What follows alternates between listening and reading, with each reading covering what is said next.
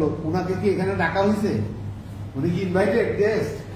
যেমন আমাদেরকে মাঝে মাঝে ধরে যে ভগবানের যাইতে গেলে বহু সিকিউরিটি আছে, বহুত ইনভাইটেড গেস্টের মাধ্যমে দিতে পারে ওনাকে ঢুকতে দেওয়া হয়, কার্ড দেখাইতে হয়। তো সেই রকম এত কিছুর পর জিবরাইল আলাইহিস সালাম সহ যায়, যখন জিবরাইল আলাইহিস সালাম আর যেতে পারতেছেন না, আল্লাহ রাসূল একা একা যাচ্ছেন, সেখানে যায় বলতেছে না উনি যায় জিবরাইল আলাইহিস সালামকে দেখছে। তো এতক্ষণ কি করছে? সাথে এটা তো আমাদের সাধারণ যুক্তি। আমরা যদি বলি যে নুরুল হোসেন ভাইয়ের সাথে আমি গুলিস্তান গেছি, গুলিস্তান যাওয়ার পর নুরুল হোসেন ভাই আমারে কোলাগুলি করছে, আমাকে চিনাই দিয়েছে, ওই দিয়েছে। একটা অযৌক্তিক কথা, অথচ এটার পক্ষে সবাই কথা বলতেছে। সেটাই যে আল্লাহকে দেখেনি, জিবরাইলকে দেখছে। অন্য জিবরাইল না বললো, অন্য কিছু বললো তারা পার পাইতো, কিন্তু ওরা হালে পানি পাইতেছে না। এই কারণ এতক্ষণ জিবরাইল আলাইহিস সালামের সাথে থাকলো, এখন ওই জায়গায় যায় বলতেছে জিবরাইল আলাইহিস সালামকে দেখছে। জিবরাইল আলাইহিস সালাম ওটাকে ওহী দিল। এই যে পাগলের প্রপাগান্ডা, এটা কেমনে আমরা বুঝতে পারলাম? আমরা যে একদম খাস ওলি আল্লাহ হাজি মুর্শিদের সোহবতে আছি, তার কারণে উনি সুন্দরভাবে ব্যাখ্যা করে আমাদের কোরআন আয়াত দ্বারা বুঝাই দিলেন। এরপরে কি হচ্ছে, সবচেয়ে মজার কথা হলো বুঝতেছে হাদিস। হাদিসে তো এটা সম্বন্ধে কিছু পাচ্ছি না।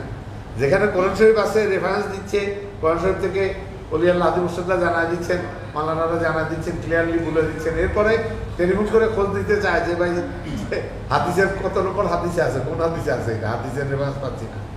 এই হলো আমাদের মূর্খতা। কারণ হলো যখন ওলি আল্লাহ হাজি মুর্শিদের কাছে যাচ্ছে না, তখন মূর্খতা তাকে পাচ্ছে। কারণ কি? তারা ওই কোরআনের আয়াতের মধ্যে পড়ে গেছে যে যদি অধিক সংখ্যক লোকের কাছে তুমি যাও, তাহলে তুমি বিভ্রান্তির মধ্যে পড়ে যাবা। আমার ছোটবেলায় আমাকে যিনি কোরআন শরীফ শিক্ষা দিয়েছেন, তিনি আমাকে ধরলেন রায়বাজার, এসে দেখলো যে আমরা রায়বাজার ওই পাশের বাসায় থাকি, উনি যে বাসায় আসছেন। তাই সে বললো তুমি এখানে যাও, তাও তুমি আমার সাথে যোগাযোগ করো না কেন? আমি বললাম আমি তো এক হুজুরের কাছে যাই, তো ওখানে ক্লাস করে 3 দিন ক্লাস। তো বললো যে হুজুর কাছে যাও তো কি অসুবিধা নেই, তুমি আমাদের কাছে আসতে পারো। আমাদের এখানে কত মাওলানা মুনিরা বক্তব্য দেয়, 1 ঘন্টায় 10-15 জন বক্তব্য দেয়। তোমাদের ওখানে কয়জনে দেয়? আমি তো আমাদের হুজুরই বক্তব্য দেয়। সারাক্ষণ? আমি তো হ্যাঁ, যে মাগরিবের পর শুরু করে, এসার পরে শেষ করে। একজনের কাছে শুনো, গ্যাপ পড়ছে অনেকদিন, একজনের কাছে ক্লাসে গ্যাপ পড়ছে অনেক ধরনের জ্ঞান পাইলে আসতে 10 জনের কাছে শুনলে তুমি 10 ধরনের জ্ঞান পাইবে, তাহলে তোমার 11 রকমের জ্ঞান তোমার ভিতরে আসবে। তো আমি বললাম যে আল্লাহ তো এটা নিষেধ করছে। আল্লাহ কোথায় নিষেধ করছে? কোথায় পাচ্ছ তুমি এগুলা? তখন বললাম যে আকসারা মানুষিলা ইউদের লোক আনসাবিল্লাহ, হুজুরের শিক্ষা থেকে আমরা জানি যে অধিক সংখ্যকের কাছে যদি যাও, তাহলে ইউদের লোক আনসাবিল্লাহ, আল্লাহর পথ থেকে তুমি বিস্মৃত হয়ে যাবে, বিভ্রান্তির মধ্যে পড়ে যাবে। উনি যখন বললাম, উনি তো অনেক ব্যাখ্যা আছে, বিশ্লেষণ আছে, তারপরে বুঝতে হবে। কিন্তু স্যার এটা তো ব্যাখ্যা বিশ্লেষণটা পরে বুঝবো, বাংলা করলে তো হুজুর এখানে পয়েন্টতে আচ্ছা। আমি যখন বাংলা করে করে হুজুরের শিক্ষা থেকে আমি জানালাম যে আকসারা মানে কাছে বেশি লোকের কাছে যদি যাই, ইউদের লোক আনসাবিল্লাহ, কিন্তু বাংলা বললে এটাই বোঝা যায়, ব্যাখ্যার দরকার কি? উনি আমাদের কাছে আসো, ব্যাখ্যা জানাই দেবো, তাইলে দেখবো তুমি করেন, সে বুঝতে হবে। তো এই যে অবস্থাটা যেটা বলতেছিলাম, যে কারণ হইলো একটাই, যে ওনাদের ভিতরে সত্যিকার অর্থে জ্ঞানটা অনুপ্রবেশ করে নেয়। ওনারা মূর্খ হয়ে গেছে, জ্ঞান অর্জন করে হয়ে গেছে মূর্খ। জ্ঞান অর্জন এবং জ্ঞানী হওয়া এক কথা নয়, এটা ঢাকা কলেজে লেখা আছে। আমি যখন প্রথম ভর্তি হইতে যাই ঢাকা কলেজে, দেখি জ্ঞান অর্জন এবং জ্ঞানী হওয়া এক নয়। আমি বললাম যে কি মূর্খের মতো লেখা রাখছে, জ্ঞান অর্জন করলেই তো জ্ঞানী হয়ে যায়। পরে হুজুরের ক্লাস করে বুঝলাম যে জ্ঞান অর্জন আর জ্ঞানী হওয়া এক নয়, কথাটা সত্যি। তো আমাদের বুঝ নাই বলে আমরা বিপজ্জনক অবস্থার মধ্যে আছি। যে এটা কিছুক্ষণ আগে আমরা বলতেছিলাম, এক চিত্রকর ছাদে উঠে সে সুন্দর একটা চিত্রকর্ম এঁকে সেটা দেখতে দেখতে পিছের দিকে যাচ্ছে, দেখতেছে খুব সুন্দর লাগতেছে, দেখতেছে করতে করতে পিছের দিকে যায়, কার্নিশে চলে আসছে। একদম এই কার্নিশে চলে আসছে, আর একটা স্টেপ দিলে বা কেউ যদি বলে এই ভাই আপনি কি করতেছেন, এই কথা বললেও যে সে একটা নাড়াচাড়া করে সাথে সাথে সে ছাদের থেকে পড়ে যাবে। তো এই অবস্থায় তাকে বাঁচাবার পথ হলো ওই চিত্রকর্মকারে ঢিল মেরে নষ্ট করে দেওয়া। নষ্ট করলে সে সামনে আগে করলেন কি ভাই, আপনি করলেন কি, আমার এই জিনিসটা নষ্ট করে ফেললেন, এই কথা করে সামনে আসবে, তখন সে বাঁচার পথ আছে। ঠিক আমাদের অবস্থা এটা, আমরা কার্নিশে চলে আসছি, যার কারণে হুজুর আজকে একটা থ্রেটিং দিল যে ধরে নিয়ে আসো তাকে। সে ক্লাসে আসতেছে, সে তো নিঃশেষ হয়ে যাচ্ছে, শেষ পর্যায়ে চলে যাচ্ছে। তাকে বাঁচাবার একটাই পথ আছে, তাকে ইভাকুয়েটেড করো, তাকে ধরে নিয়ে আসো, ক্লাসে নিয়ে আসো, ধাক্কা দাও। তার যেইটার মধ্যে সে ঘুমায় আছে, যেটার মধ্যে সে ঢুকে আছে, যেই সুন্দর নাটক নভেল নিয়ে এসে চলতেছে, এইটা তো তার চিরঞ্জীবী না। তার আসল কাজ হলো এটা, ক্লাসে আসতে হবে। আমাদের 3টা দিন ক্লাস, এটা কালকে হুজুরের শ্রদ্ধেয় স্যারও বললেন যে এটা একটা মার্ভেলাস ফিনোমিনন এই দরবারের, যে 3টা দিন ক্লাস করতে হচ্ছে এবং 3 দিনে 3টা সাবজেক্টে ক্লাস হচ্ছে, হাদিস, কোরআন এবং জেনারেল বক্তব্য। তো উনি এটাও সুন্দরভাবে একটা হলো, এবং ইনি আমাদেরকে একদিন বলছিলেন এই ক্লাসে যে আল্লাহর দরবারে যে কোরআন মধ্যে মক্কা শরীফে গিয়ে আল্লাহর কাছে উনি ইস্তেখারা করে জানতে পারছেন যে বাংলাদেশে সবচেয়ে ভালো কোন দরবারটা আছে, যেই দরবারটা সত্যিকার আল্লাহর তরফ থেকে আল্লাহর পথে চলতেছে, আল্লাহর পথে শিক্ষা দীক্ষা দিচ্ছে। উনি ইস্তেখারা করে আল্লাহ দেখাইলেন যে আমাদের এই লালকুঠি দরবারটাই আল্লাহ 1 নম্বরে রাখছেন। 4টা দরবার দেখালেন, তারপরে চাঁদপুরের যে দরবারে হুজুর অতিথি হিসাবে যান সেটাও আছে লিস্টে। কিন্তু এই যে চরম পরম সৌভাগ্য, আমরা সেই সৌভাগ্যটা আমরা দেখতে পারতেছি এখানে ক্লাসের মধ্যে, যে আমরা আমাদের হুজুরের শিক্ষা, কোরআন ও হাদিস থেকে যে শিক্ষাটা, এটা একটা কত সুন্দরভাবে পাচ্ছি এবং কত সুন্দরভাবে আমাদের উপলব্ধি করতেছি। এবং দুনিয়াতে যে জ্ঞান নিয়ে মানুষ চলতেছে, তারা যে ভ্রান্ত জ্ঞানের মধ্যে আছে, তারা সেটা হুজুর আমাদেরকে জানা দিচ্ছে। যেমন সবে বরাতে তুমি দেরি করো কেন? দেরি করো কেন ক্লাসে আসতে? টাইম মতো আসবা, ঠিক আছে? আল্লাহ হাফেজ। বস। সবে বরাতের ব্যাপারে হুজুর প্রথমেই 4 পৃষ্ঠা না 6 পৃষ্ঠার একটা ইয়ার লিখছিলেন, প্রতিবেদন দিয়েছিলেন, সেটা আমি অফিসে অনেকটা বিতরণ করছি। তারা চুপ হয়ে গেছে ওইটা পড়া, যে না সবে বরাত বলতে কিছু নাই বা কিছু নাই, এই সেই। তো হুজুর সুন্দর একটা কথা বলছেন যে কোনো রাত্রে বসে যদি আমি সারা রাত আল্লাহ আল্লাহ করি, আমার অসুবিধার কোথায়? হোক না সেটা সবে বরাতের রাত, হোক সেটা সবে বেলাদের রাত, হোক সেটা কোনো রাত না, কোনো নাম করা রাত না, যে কোনো একটা রাত, তাহলে আমার লসটা কোথায়? আমার তো কোনো লস নাই। লস একটা জায়গায় যখন আমি দরবার ছেড়ে বাইরে যাই ঘোরাঘুরি করবো, সেখানে আমার লস। আমরা এই লস ছাড়া ভালোর দিকে আল্লাহর কাছে আমাদের হুজুর ডাকতেছেন, সুযোগ করে দিতেছেন ক্লাসে।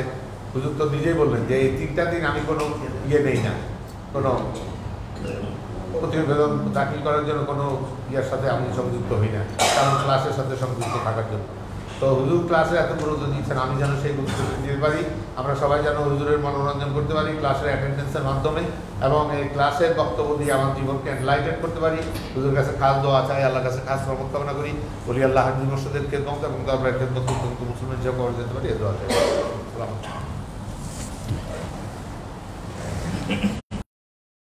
লিল্লাহ আলহামদুলিল্লাহ আলাইকুম ওয়ালাকির রাসূলুল্লাহি ওয়া খাতামান নাবিয়্যিন ওয়া কানা আল্লাহু বিকুল্লি শাইইন আলীমা ইন্নাল্লাহা ওয়া মালাইকাতাহু ইউসাল্লুনা আলান নাবী ইয়া আইয়ুহাল্লাযীনা আমানু।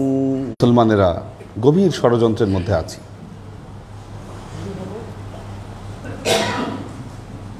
মুসলমানদের ঈমান, আকীদা,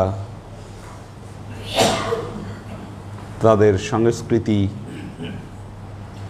সব কিছুকে ধ্বংস করে দেওয়ার ষড়যন্ত্র চলছে, এবং এই ষড়যন্ত্রের অংশ হিসেবে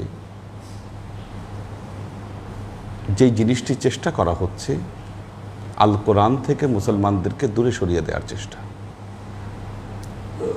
পূর্ববর্তী আসমানি কিতাবগুলোকে নষ্ট করে দেওয়া হয়েছে, কিন্তু পবিত্র কোরআনের হেফাজতের দায়িত্ব আল্লাহ নিজে নিয়েছেন। ইন্না নাহনু নাযালনা যিকরা ওয়া ইন্না লাহু লাহাফিজুন। আমি এই যিকির কোরআনকে অবতীর্ণ করেছি, আমি আল্লাহ এই কোরআনকে হেফাজত করব। আল্লাহ হেফাজতের দায়িত্ব নিয়েছেন, কাজে এটাকে নষ্ট করে দেয়া যাবে। আপনারা জানেন মধ্যযুগে পুরো বিশ্বকে নেতৃত্ব দিয়েছে মুসলমানেরা, পুরো পৃথিবীকে নেতৃত্ব দিয়েছে মুসলমানেরা। আজকে পৃথিবীর যে পরাশক্তি যারা আছে, মুসলমানদেরকে দেখলে থরথর করে কাঁপত। ফ্রান্স, জার্মানি, ইউরোপিয়ান বাকি দেশগুলো মুসলমানদের সামনে এদের কোনো চিহ্নই ছিল না। খ্রিস্টানরা বিভিন্ন ষড়যন্ত্র করতো এদের বিরুদ্ধে, অধিকাংশ সময় এই ষড়যন্ত্রগুলো কোনো কাজে আসতো না, ব্যর্থ হয়ে যেত এই ষড়যন্ত্র।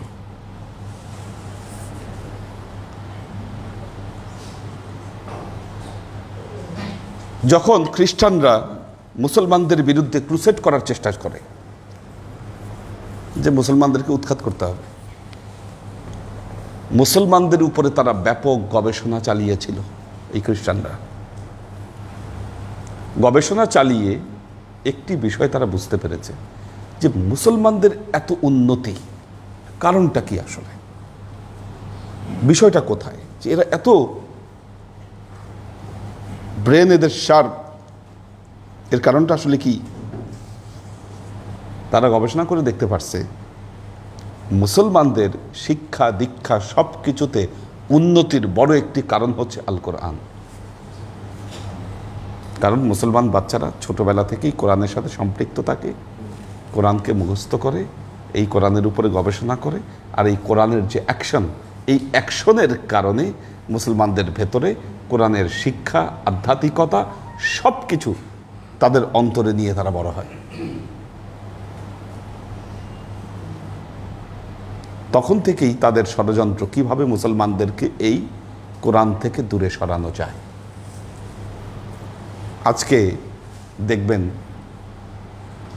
দেখবেন কোনো কিছু হলে আমাদের ভেতরে একদল লোক আছে, তারা বলে কোন হাদিসে আছে রেফারেন্স দেন তো। আবার হাদিসে থাকলে হবে না, কোন সহি হাদিসে আছে এটার রেফারেন্স দেন। কি প্রথমে হলো আপনি কোরআন দিয়ে বলেছেন, যা কিছু বলেছেন, যাই বুঝিয়েছেন, সব কিছুর উপরে কথা হচ্ছে কোন হাদিসে আছে এটা বলেন। আবার হাদিসে থাকলে হবে না, কোন সহি হাদিসে আছে এটার রেফারেন্স দেন।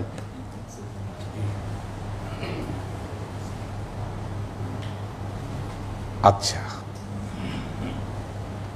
কোরআন কি, তাফসির কি, ফিকহ কি, হাদিস কি, কিভাবে এই শাস্ত্রগুলোর জন্ম, কিভাবে এই শাস্ত্রগুলোকে সংরক্ষণ করা হয়েছে, কিভাবে এটা পৃথিবীতে ব্যাপ্তি পেয়েছে, পরিব্যাপ্তি পেয়েছে, এর বিন্দু মাত্র ধারণা ওই ব্যক্তি তার মাথায় রাখে না। সে ইতিহাস সে জানে না। কি মজার ব্যাপার, যিনি বলতেছে কোন হাদিসের রেফারেন্স আছে, বেটা তুই নিজেই জানিস না যে হাদিস কি জিনিস। কথায় কথায় আমরা সহি বলতে সিয়াসেত্তার রেফারেন্স দেই, তারপরে তো এখনো সিয়াসেত্তাতে সন্তুষ্ট না, কারণ বেশ কিছু কথা তো চলে আসছে যে কথাগুলো পছন্দ না। এই পছন্দ না হওয়ার কারণে এখন কোনটা জয়ীফ কোনটা সহি কি এই ষড়যন্ত্রে লিপ্ত।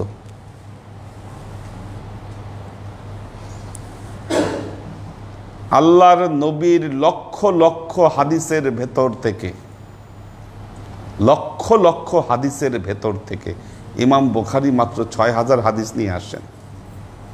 কয় পার্সেন্ট? আমরা কি বলতে পারি 1% তো সংরক্ষিত হয়নি?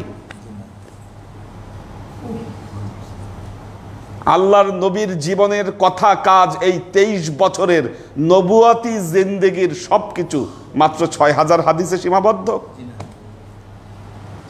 আমরা যদি সেটিকে বাড়িয়ে টোটাল সহি হাদিস যেটাকে বলি 20,000-এর মতো আমরা সংখ্যা বলি, এই 20,000-এর মধ্যে কি সীমাবদ্ধ?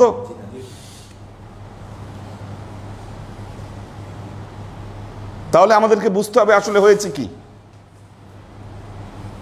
রাসূলুল্লাহ সাল্লাল্লাহু আলাইহি ওয়াসাল্লামের জামানায় কি আল্লাহর নবীর উপর যখন কোরআন নাজিল হয়েছে, আল্লাহর নবী নিজে কোরআন লিখিয়েছেন। আল্লাহর নবী নিজে কোরআন লিখিয়েছেন। হাদিস লিখতে নিষেধ করেছেন আল্লাহর নবী। কাতেবে ওহীদেরকে দিয়ে শুধু কোরআন লিখিয়েছেন, হাদিস কিন্তু লেখাননি, এবং নিষেধ করেছেন। এর কারণ হলো কোরআন হাদিস না হলে একসাথে মিশে যাবে। এই চোখ খুলেন, চোখ খুলেন। এই যে উনি একদম ঠান্ডাতে এই অবস্থা। হ্যাঁ, তাকায় থাকেন, একদম তাকায় থাকবেন। কেউ খুব গুরুত্বপূর্ণ আলোচনা হচ্ছে, পেছনে আরেকজন, এর ওনাকে আগায় বসেন। এই যে এই কোনায় আসেন।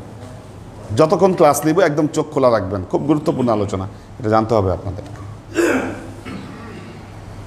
আল্লাহ নবী তো কোনো হাদিস লেখাননি, লিখতে নিষেধ করেছেন। রাসূলুল্লাহ সাল্লাল্লাহু আলাইহি ওয়াসাল্লামের ইন্তেকালের পর সর্বপ্রথম যেই শাস্ত্রের সূচনা হয় সেটা হলো এলমে তাফসির। এলমে তাফসির, হ্যাঁ, আল্লাহ নবীর হাদিসগুলো বলতেন, আল্লাহ নবী কখন কোথায় কি বলেছেন সাহাবারা সেগুলো স্মরণ করতেন, বলতেন, চর্চা করতেন, কিন্তু লিখিতভাবে কোনো এলমে হাদিস সেই সময় ছিল না। চর্চা করতেন তারা। সাহাবাদের যুগে সবচাইতে বেশি চর্চা হয়েছে এলমে তাফসির, এটা নিয়ে গবেষণা, কারণ সাহাবারা সবাই কোরআন নিয়ে গবেষণা করতেন।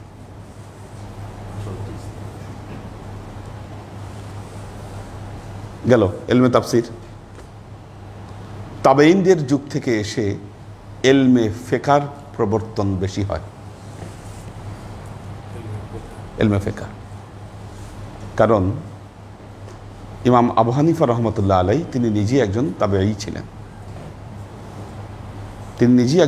ছিলেন। আল্লাহ নবীর সাহাবী আনাস ইবনে মালিক রাদিয়াল্লাহু তাআলা আনহুকে তিনি দেখেছেন, ইমাম আবু হানিফা রহমতুল্লাহ আলাই। ওই যুগ থেকে এলমে ফিকহের প্রবর্তন শুরু হয়। আজকে যারা শুধু হাদিসের কথা বলেন বা মাযহাবের বিরোধিতা করেন বা যাই কিছু বলে থাকেন, বলেন যে ইমাম আবু হানিফা রহমতুল্লাহ তার যে মতবাদগুলো, এটা অনেকে বলেন দেখে আপনাদের ভুল শুধরানোর জন্য বলছি, যে ওনার মতবাদের সাথে সহিহ হাদিসের কোনো মিল নাই। আরে ইমাম বুখারী যখন কেবল জন্ম নিয়েছেন কি, তখন ইমাম আবু হানিফা হলো ইমামুল আজম কি, এবং উনি হাদিস শিক্ষা বলেন বা দিন শিক্ষা বলেন, উনি এটা শিখেছেন ইমাম জাফর সাদিকের কাছ থেকে, যিনি আল্লাহর নবীর সরাসরি ব্লাডের ৬ষ্ঠতম আহলে বেইতের সদস্য, ইমাম জাফর সাদেক। উনি কিভাবে বুখারীর রেফারেন্স দিবে? পাগল তো, পাগল, এই পাগল বলে এগুলা কথা বলে। কিন্তু কেন বলতিছে? জ্ঞানের, দেখেন জ্ঞানের যে শূন্যতা, এই জায়গার যে শূন্যতা, এই জায়গার শূন্যতার কারণে সে এই কথাগুলো বলছে। সব কথায় আমি হাদিস অনুযায়ী চলি, এর বাহিরে আমি কোনো কিছু মানি না। সহি হাদিস মানি আমি, তারপরে আবার সহি মতবাদের লোক। তুমি যে সহি মতবাদের রেফারেন্স দিচ্ছ, সেই মতবাদের জন্ম হয়েছে আল্লাহর নবীর ইন্তেকালের ১৫০ বছর পর। কি বুঝেন? ১৫০ বছর পর ইমাম বুখারী তিনি তাবেঈনের কাছ থেকে হাদিস শুনতেছেন। কি ইমাম বুখারী তাবেঈনের কাছ থেকে হাদিস শুনতেছেন। যে তাবেঈন ইমাম বুখারীকে হাদিস বলতেছেন, আচ্ছা ইমাম বুখারী বলতেছেন, আচ্ছা আপনি এই হাদিস বলছেন, আপনি কার থেকে শুনছেন? আপনি কার থেকে শুনেছেন? আমি অমুক তাবির কাছ থেকে শুনেছি। ইমাম বুখারী কিন্তু তাবির কাছ থেকে শুনেনও নাই, তাবিকে দেখানো নাই। আচ্ছা আপনি অমুক তাবির কাছ থেকে শুনেছেন, তাহলে ওই তাবি আবার কার কাছ থেকে শুনছেন? উনি অমুক সাহাবার কাছ থেকে শুনছেন, ওই সাহাবা নবীর কাছ থেকে শুনছেন। এইভাবে এসে ইমাম বুখারী যখন হাদিস সংকলন করতেছেন, এইভাবে তিনি হাদিসগুলোকে সংকলন করেছেন। কি ১৫০ বছর পরে এসে। আচ্ছা এখন এই যে বলতেছে সহি হাদিস আর জয়ীফ হাদিস কেমনে, কিভাবে? আচ্ছা, সহি এবং জয়ীফের যে এলেম বানিয়েছে, এটা দীর্ঘ ৪০-৫০ মানে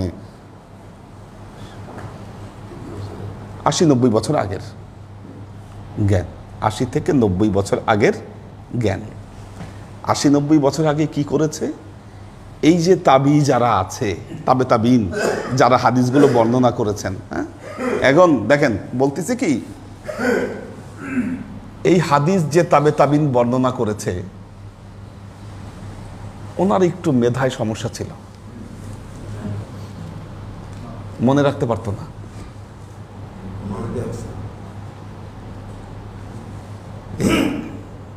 1200 বছর আগের যিনি, তার সার্টিফাই কি এই হ্যাঁ আজ থেকে 100 বছর আগে ধরেন, 100 বছর আগের একজন লোক সে বলতেছে যে একটু একটু একটু জেন শক্তি একটু কম ছিল, জেন শক্তি কম ছিল, তো এই জন্য তার বর্ণিত হাদিসটা জাইফ। সমস্যা আছে। হ্যাঁ, এই ফাঁকাটা তো এইখানে। আমরা তো হচ্ছি যে সমস্ত বলদদেরকে এটা বোঝানো হচ্ছে, বোঝাচ্ছে, এটা তো বুঝতেছে না। এটা মনে আরে বাবা সে লেখছে, তার কিতাবের মধ্যে লেখা আছে, আরে দলিল তো কিতাবই দলিল কি। অথচ যে ইমাম তিরমিজি বা আবু দাউদ ওনারা যখন হাদিস সংকলন করেছেন, ওনারা কিন্তু হাদিসের সাথে লিখেছেন যে হাদা হাদিসুন জাইফুন। ওনারা যেটাকে প্রবলেম মনে করেছেন ওনারা লিখছেন, উল্লেখ করছেন এটার মধ্যে। এমন কিছু কাজ কারবার করা হয়েছে আপনারা অবাক হবেন। 100 বছর আগে হাদিসের টেক্সট, 100 বছর পরে যখন হাদিস ওই হাদিসই ছাপানো হয়েছে, কি টেক্সট চেঞ্জ করে দেওয়া হয়েছে। কি এই যে আমরা সহিহ বুখারীতে একটা হাদিস পড়েছি, আল্লাহ নবী যখন ইন্তেকাল করলেন, এটা তো ইয়া ছাপা, এটা দেওবন্দ ছাপা, এটা আমরা যেটা পড়ছি দেওবন্দ ছাপা। আবু বকর রাদিয়াল্লাহু তাআলা আনহু কি যখন আল্লাহ নবীকে দেখলেন, তখন একটা কথা বলেছিলেন হযরত আবু বকর, ইয়া রাসূলুল্লাহ বলে তাকে সম্বোধন করেছেন। আধুনিক টেক্সটে এসে ইয়া রাসূলুল্লাহ কথাটা উঠাই দিছে। কি আধুনিক টেক্সটগুলোতে এসে ইয়া রাসূলুল্লাহ শব্দটা উঠাই দিছে। এই যে বিভিন্ন মতবাদগত সমস্যার কারণে ঘটনা হচ্ছে। দেখুন আল্লাহর আশিক ও সালেক বৃন্দ, সেই জন্য আপনি কোরআন থেকে রেফারেন্স দেন, এনারা সন্তুষ্ট না। তাফসির থেকে রেফারেন্স দেন, সন্তুষ্ট না। তাহলে কিসের রেফারেন্স লাগবে? হাদিসের রেফারেন্স লাগবে। কি এই হাদিসে কি সব জ্ঞান? একটা মজার ব্যাপার, আল্লাহ নবী বলেছেন আনা মাদিনাতুল ইলম ওয়া আলিয়্যু বাবুহা, আমি জ্ঞানের নগরী, আলী হচ্ছে সেই নগরীর দরজা। সিয়াসেত্তার মধ্যে হযরত আলীর বর্ণিত মাত্র 250টা হাদিস পুরো সিয়াসেত্তার মধ্যে আসছে। কি বুঝেন অবস্থা? কেন? কারণ এটা উমাইয়া খেলাফতের সময় এটাকে সংকলন করা হয়েছে, চাইলেও আনতে পারেনি। কি আমরা তো জানি, আমরা দেখি এখন চোখে রাজনৈতিক পট পরিবর্তনের কারণে কত কিছু হয়।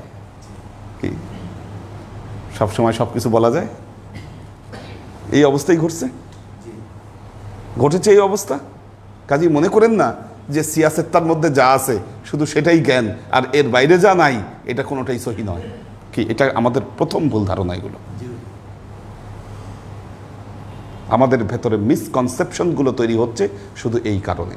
ইসলামের যে বিশালতা আমরা সেটাকে বুঝতে পারছি না, বরং ইসলামকে সংকীর্ণ করে দেওয়া হয়েছে আজকের দিনে।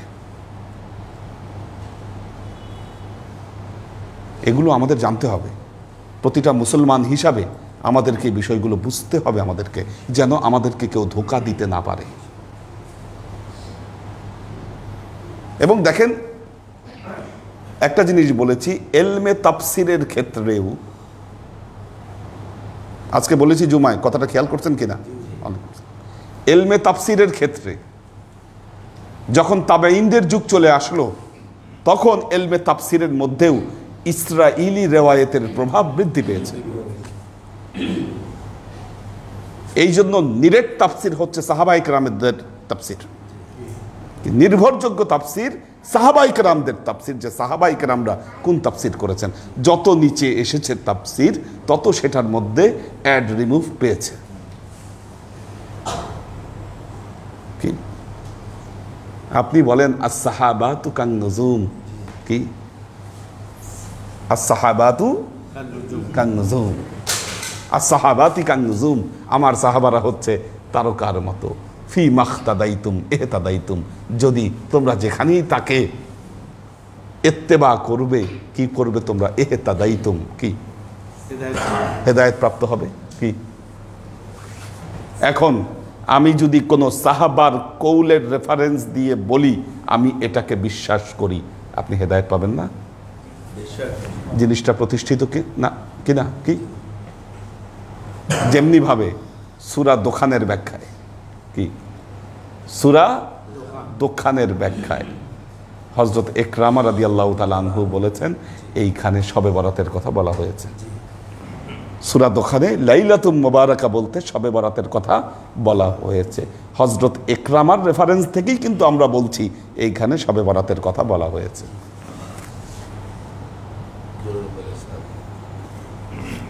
সহজ হিসাব, বুঝতে পেরেছেন কিনা?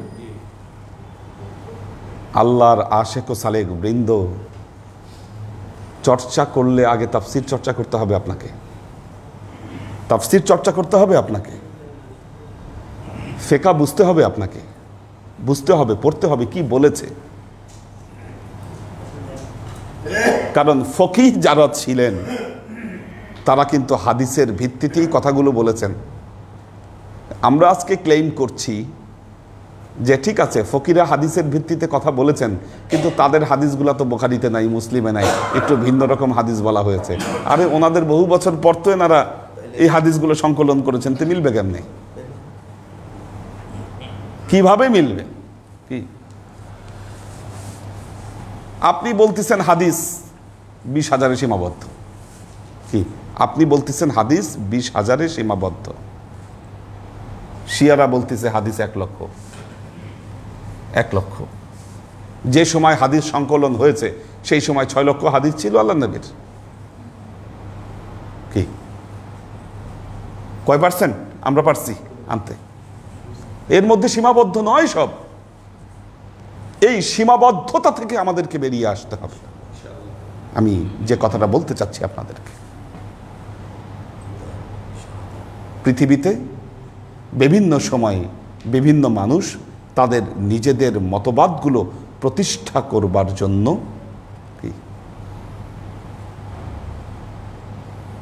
তার নিজেদের মতকে প্রতিষ্ঠা করবার জন্য দেখা গিয়েছে দিনের মধ্যে বিভিন্ন অ্যাড রিমুভ নিয়ে আসে।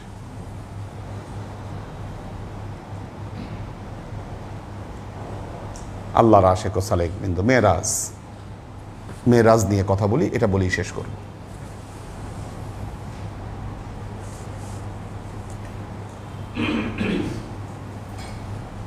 আমরা বাপ চাচাদের সময় থেকে শুনে আসছি মেরাজে আল্লাহর নবী আল্লাহর আরশে গিয়েছেন, আল্লাহর সাথে কথা বলেছেন, দেখেছেন তাকে।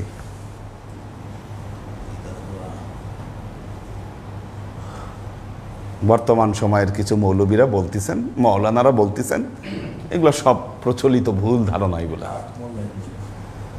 ওনারা বলতেছেন এগুলো সব ভুল, দেখে নাই।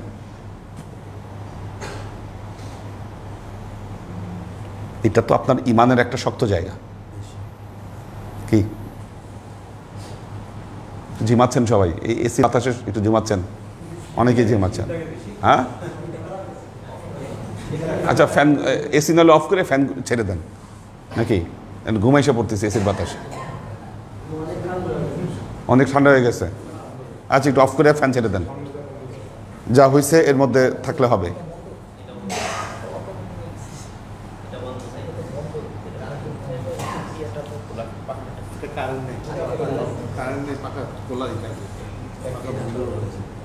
বন্ধ করে দেন, বন্ধ করে দেন, বন্ধ করে ফ্যান ছেড়ে দেন, ঘুমটা যাক। দেখেন মেরাজ সম্পর্কে যে আলোচনাটা করছি, আপনার ইমানের জায়গাটা ক্লিয়ার হতে হবে না? শয়তান কেমন শয়তান চিন্তা করে দেখেন আপনি, শয়তান কেমন শয়তান, আপনাকে ইমানি দ্বিধাদ্বন্দ্বের মধ্যে ফেলে দিচ্ছে। কেন? আপনার ইমানের জায়গাটা হচ্ছে নবী মুহাম্মদ মুস্তাফা সাল্লাল্লাহু আলাইহি ওয়াসাল্লাম মেরাজে 7 আসমান পার হয়ে সিদরাতুল মুনতাহা পর্যন্ত গিয়েছেন। সিদরাতুল মুনতাহা পার হয়ে মালাইল আ'লাতে গিয়ে কবা কাউসাইনে আল্লাহর সাথে সাক্ষাৎ করেছেন, আল্লাহকে দেখেছেন, তার সাথে কথা বলেছেন, ওহী নিয়েছেন। এটা আপনার ইমানের জায়গা। বর্তমানে বলতেছে না, আল্লাহর নবী আল্লাহর আরশেও যায় নাই, মালাইল আলাতেও যায় নাই, আল্লাহকেও দেখে নাই। দেখছে কাকে? জিব্রাইলকে। কি কত বড় ফাঁক তৈরি হয়েছে একটা। হ্যাঁ, সেখানে গিয়ে জিব্রাইল দেখছে, আল্লাহর সাথে কোনো সাক্ষাৎ হয় নাই। হ্যাঁ, কত বড় একটা গ্যাপ। এই যে এত বড় একটা গ্যাপের জায়গা, দেখেন শয়তানের লাভটা কি হয়েছে জানেন? একটু সংশয় তো ঢুকাই দিতে পারছে আপনার মনে। অল্প একটু হইলে এসে খুশি। হ্যাঁ, একটু গুড় লাগাই দেখালি, একটু গুড় লাগাইছে, তো একটু সন্দেহ তো আসছে। আচ্ছা ঠিক আছে, এত বড় বড় মাওলানারা বলতিছে, ঘটনাটা কি আসলে?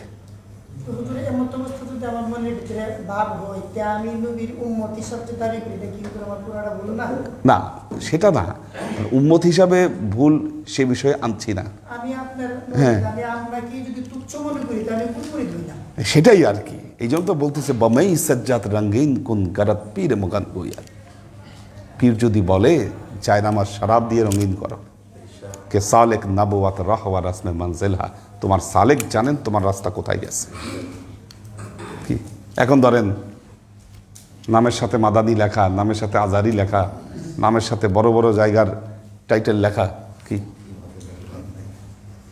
নামের আগে শেখ লেখা, মুফতি লেখা, কি এই শেখ মুফতি মাদানি আজহারি এনারা যখন বলতেছে যে না এটা ভুল কথা, আল্লাহ নবী আল্লাহর আরশেও যায় নাই, দেখেও নাই, কি তখন তো চিন্তা করতেছেন সর্বনাশ, এত বড় বড় শেখ, কি এত বড় বড় শেখ, এত বড় বড় মাদানি, এত বড় বড় আজারি, ওনারা বলতেছে আল্লাহর আরশে যায় নাই, আল্লাহকে দেখে নাই। আরে না, কি একটা কনফিউশন। যেই কনফিউশনটা আমাদের শবে বরাত নিয়েও তৈরি হয়েছে, শবে বরাত নিয়েও তৈরি হয়েছে। আচ্ছা ঠিক আছে, ওই হুজুররা বলে দরকার নাই। আচ্ছা আমাদের মাঝখানে একদল আছে, গুরুত্বটা কমে গেছে। কি মাঝখানে একদল আসছে, তাদের গুরুত্বটা কমে গেছে। শয়তানের মিশন যতটুকু সাকসেস হওয়ার, সে কিন্তু সাকসেস, সে কিন্তু সাকসেস। আল্লাহর আশেক ও সালেক বৃন্দ, দুই একটা হাদিস আপনাদেরকে শোনাবো শুধু আজকে। আপনারা দু একটা হাদিস পড়ে শোনাই আপনাদেরকে।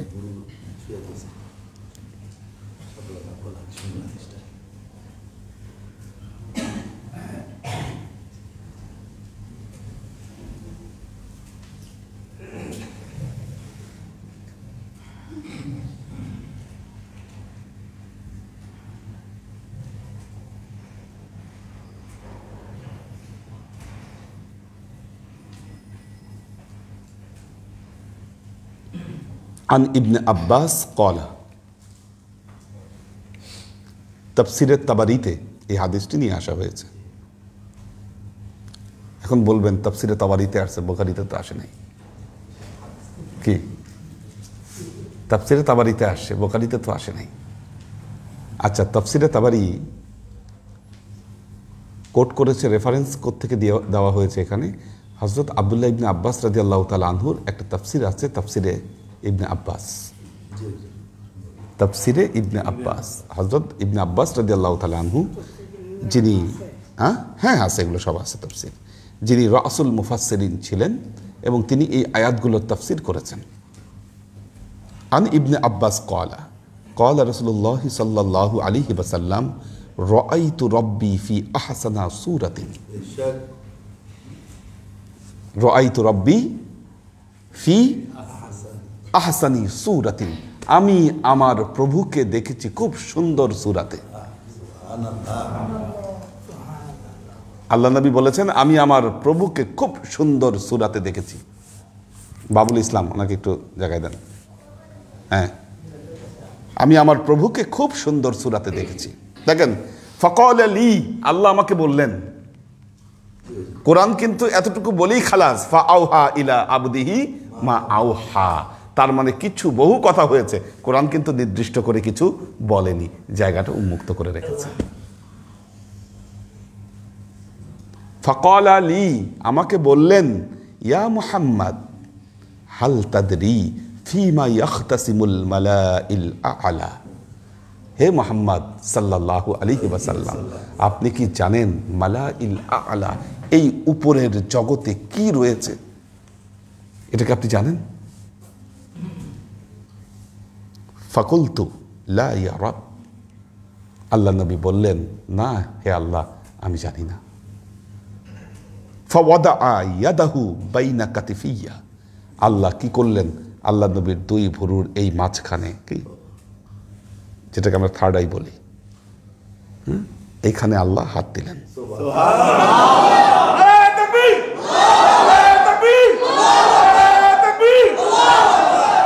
ফাওয়াজাদতু বারদাহা বাইনা সাদদাইয়া ফাআলিমতু মা ফিস সামাই ওয়াল আরদ। এরপর কি হলো? এই যে এই আসমানের উপরের জগতের সবকিছু আমার কাছে উন্মুক্ত হয়ে গেল, আমি সবকিছু দেখতে পাইলাম। তো এভাবে আল্লাহ তার উপর ওহী নাজিল করলেন। আচ্ছা, এটাও তাফসিরে তাবারিতে এসেছে। সাআলতু আন ইবনে মানসুর ক্বালা সাআলতু ইকরামা আন কওলিহি মা কাযাবাল ফুআদু মা রাআ। আমি হযরত ইকরামা, আল্লাহর নবীর আরেকজন সাহাবী, ওনার নাম কোট করেছি আপনাদেরকে। আমি হযরত ইকরামাকে জিজ্ঞাসা করলাম, মা কাযাবাল ফুআদু মা রাআ, এটার ব্যাখ্যাটা আসলে কি হবে? আল্লাহ কোরআনে বলেছে তার অন্তঃকরণ যা দেখেছে তা মিথ্যা দেখেনি। ক্বালা আতুরিদু আন আকুলা লাকা ক্বাদ রাআহু, তুমি কি চাও আমি তোমাকে বলি যে আল্লাহ তাকে দেখেছেন? নাআম ক্বাদ রাআহু, বললেন হ্যাঁ, আল্লাহ নবী আল্লাহকে দেখেছেন। সুম্মা ক্বাদ রাআহু, আমি আবারও বলছি আল্লাহ নবী আল্লাহকে দেখেছেন। সুম্মা ক্বাদ রাআহু, তিনবার বললেন উনি এই কথাটা। হ্যাঁ, আল্লাহর নবী আল্লাহকে অবশ্যই দেখেছেন। আচ্ছা, সামিআতু ইকরামা সুইলা হাল রাআ মুহাম্মাদান রাব্বাহু ক্বালা নাআম ক্বাদ রাআ রাব্বাহু। ইকরামাকে জিজ্ঞাসা করা হয়েছে, আল্লাহ নবী কি আল্লাহকে দেখেছেন? হযরত ইকরামা বলেছেন, হ্যাঁ, আল্লাহ নবী আল্লাহকে দেখেছেন। আচ্ছা,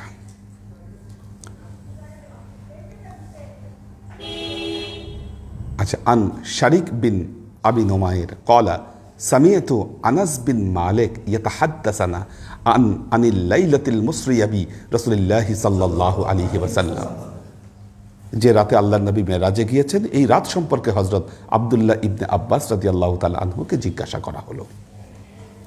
আন্নাহু উরিজা জিবরাইল বি রাসূলিল্লাহি সাল্লাল্লাহু আলাইহি ওয়াসাল্লাম ইলাস সামাইস সাবিআ। আল্লাহ হযরত আব্দুল্লাহ ইবনে আব্বাস বললেন যে জিনিসটি ঘটেছে, জিবরাইল আমিন আল্লাহর নবীকে নিয়ে 7 আসমান পর্যন্ত গেলেন। সুম্মা আলা বিমা লা ইয়ালামহু ইল্লাল্লাহ, এরপর উপরের এমন জগতে গেলেন যেটার বিষয়ে আল্লাহ ছাড়া আর কেউ জানেন না। হাত্তা জাআ সিদরাতিল মুনতাহা, এভাবে সিদরায়ে মুনতাহায় আল্লাহর নবী চলে গেলেন। ওয়া দানাল জাব্বার রব্বুল ইজ্জাত, এবং রব্বুল ইজ্জাত আল্লাহর নিকটবর্তী হলেন। ফাতাদাল্লা, আল্লাহকে সেজদা দিলেন। হাত্তা কানা মিনহু কাবা কাউসাইনি আও আদনা, এবং তাদের ভেতরে 2 ধনুকের ব্যবধান থেকে গেল। ফা আওহাল্লাহু ইলাইহি মা শাআ, আল্লাহ তার নবীর উপর যা ওহী নাজিল করার সে ওহী নাজিল করলেন। আচ্ছা, ওয়ালাকাদ রাআহু নাজলাতান উখরা ক্বালা ইবনে আব্বাস রাআ মুহাম্মদ সাল্লাল্লাহু আলাইহি ওয়াসাল্লাম রাব্বাহু মাররাতান উখরা বিকলবিহি। কালকে যে ব্যাখ্যাটি করেছি, ওয়ালাকাদ রাআহু নাজলাতান উখরা, এই যে আয়াতটা, এই আয়াতের ব্যাখ্যায় বলেছি যে নাজলাতান উখরার যে দেখাটা সেটা কলবের চোখে হয়েছিল। এই জন্য এর আগে বলেছেন মা কাযাবাল ফুআদু মা রাআ। এই যে দেখেন, আপনি যে বলবেন ওয়ালাকাদ রাআহু নাজলাতান উখরা, হ্যাঁ, দ্বিতীয়বার যখন সিদরাতুল মুনতাহায় এসে আল্লাহর নবী আল্লাহকে দেখলেন, এই দেখাটা কলবের দেখা ছিল। এটা কি আপনি নিজে ব্যাখ্যা করার অধিকার আছে আপনার? কত বড় রেফারেন্স হচ্ছে আব্দুল্লাহ ইবনে আব্বাস। কি উনি বলে গেছেন, কাজে এই কথা আমার একটা বড় জোর বিশ্বাস করি আল্লাহর নবী আল্লাহকে কলবের চোখে সিদরাতুল মুনতাহায় দেখেছেন, কারণ এটার আমার ব্যাখ্যার রেফারেন্স আছে এই জায়গা পর্যন্ত। ইচ্ছা করলেই ব্যাখ্যা করা যায় না, ইচ্ছা করলেই একটা কথা বলে দেওয়া যায় না, কি কথার রেফারেন্স লাগবে আপনার। তো বললেন যে বিকলবিহি রুবিয়া মুসলিম আন আবিল আলী আনহু ক্বালা মা কাযাবাল ফুআদু মা রাআ ওয়া লাকাদ রাআহু নাজলাতান উখরা ক্বালা রাআহু বিফুআদিহি। ওই দ্বিতীয়বার যখন দেখলো তখন কি করেছে, তার অন্তঃকরণ দিয়ে দেখেছে, এই জন্য বলেছে মা কাযাবাল ফুআদু মা রাআ। শেষ হাদিস এটি পড়াচ্ছি। রুবিয়া আবুল আলিয়া ক্বালা সুইলা রাসূলুল্লাহ সাল্লাল্লাহু আলাইহি ওয়াসাল্লাম হাল রাআইতা রাব্বাকা। আল্লাহ নবীকে জিজ্ঞাসা করা হলো, আপনি কি আপনার প্রভুকে দেখেছেন মেরাজের রাতে? দেখছেন কিনা, কি দেখলেন? সোজা কথা, আল্লাহ নবীকে জিজ্ঞাসা করা হলো। ক্বালা রাআইতু নাহরান ওয়া রাআইতু ওয়ারাআন নাহার হিজাবান। বললেন, আমি প্রথমে একটি নহর দেখেছি, নহর, পানির নহর যে বয়ে যায়, আমি নহর দেখেছি। আচ্ছা,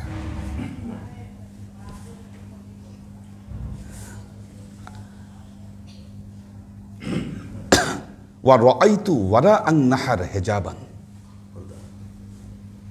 নহরের পেছনে কি দেখেছি আমি?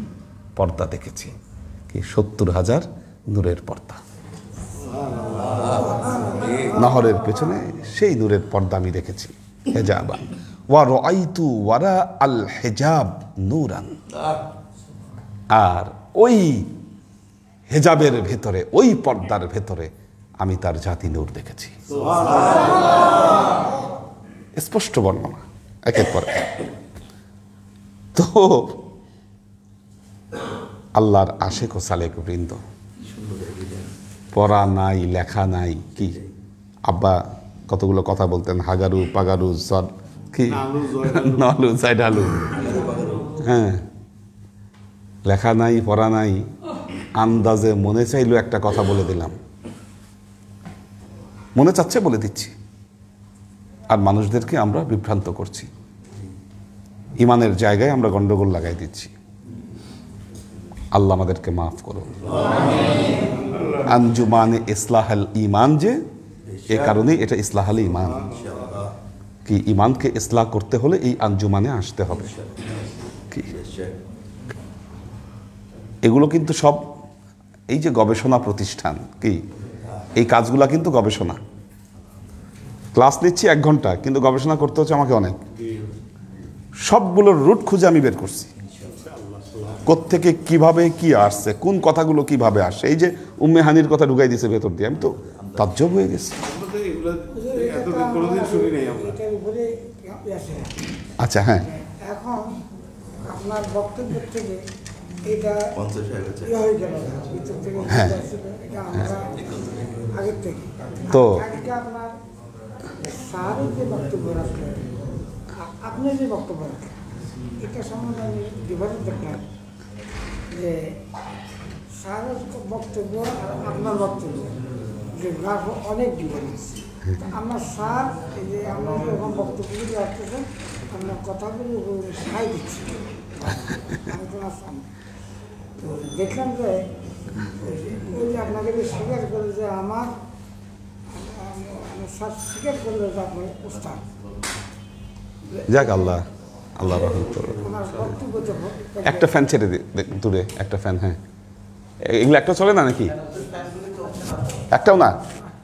আচ্ছা, ঠিক আছে, দেন, আমি একটু দেখি কারা আছে, কোনো কোশ্চেন আছে কিনা। না থাকলে চল, হ্যাঁ, এই যে চলছে একটা, এই যে চলছে তো সব ঠিক আছে, এই দুটো চললে হবে। হ্যাঁ,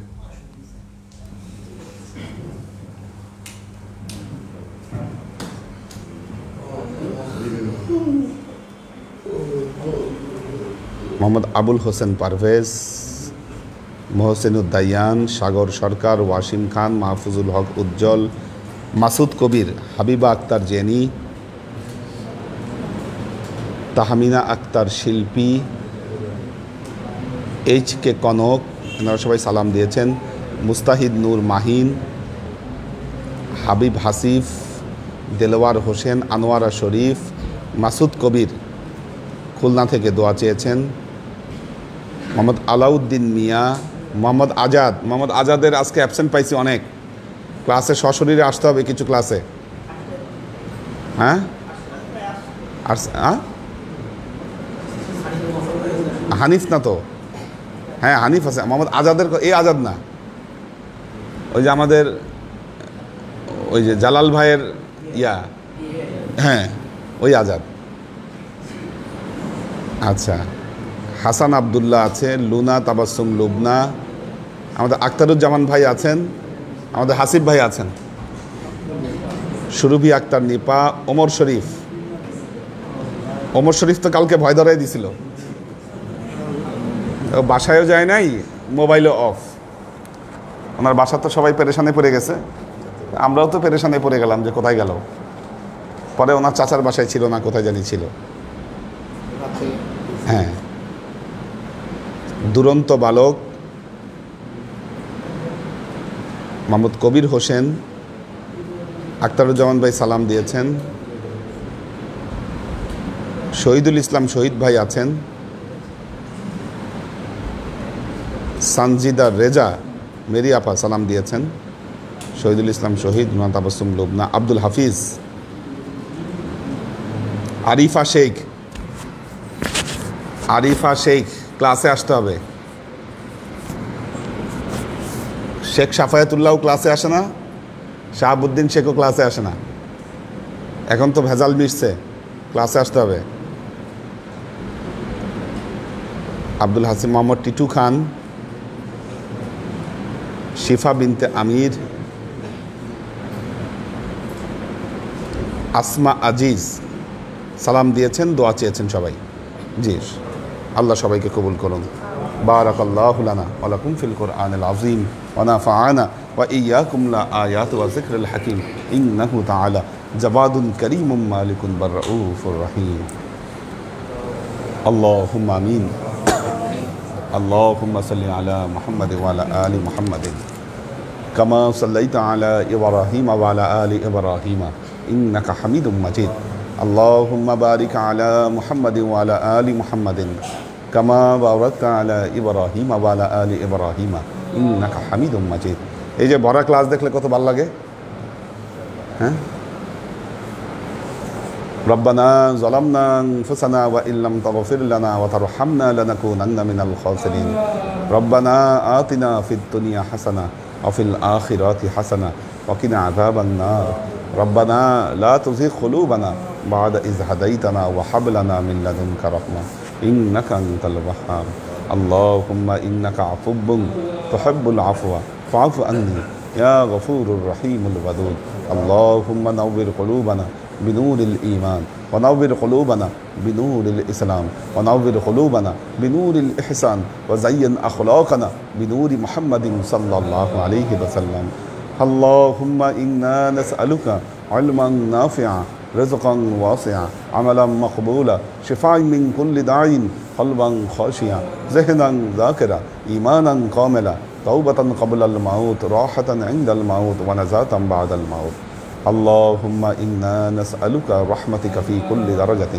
فلاح في كل أمر ونعوذ بك من الشرك والشك والنفاق والبدعة ومن كل وسوسة الشيطان يا الله يا رحمن يا مالك আমরা এতক্ষণ তোমার দরবারে যে সমস্ত আমলকে উপস্থাপন করলাম ত্রুটি মুক্ত হবে, এই আমলগুলোকে তুমি আমাদের তরফ থেকে কবুল করে নাও। তুমি আমলের যাজা আমাদের প্রিয় নবী হযরত মুহাম্মদ মুস্তাফা সাল্লাল্লাহু আলাইহি ওয়াসাল্লামের কাছে পৌঁছে দাও। আল্লাহ, আমাদের নবীর পরিবারবর্গের কাছে তুমি এর যাজাকে পৌঁছে দাও। আমাদের নবীর সাহাবায়ে কেরামের কাছে তুমি এর যাজাকে পৌঁছে দাও।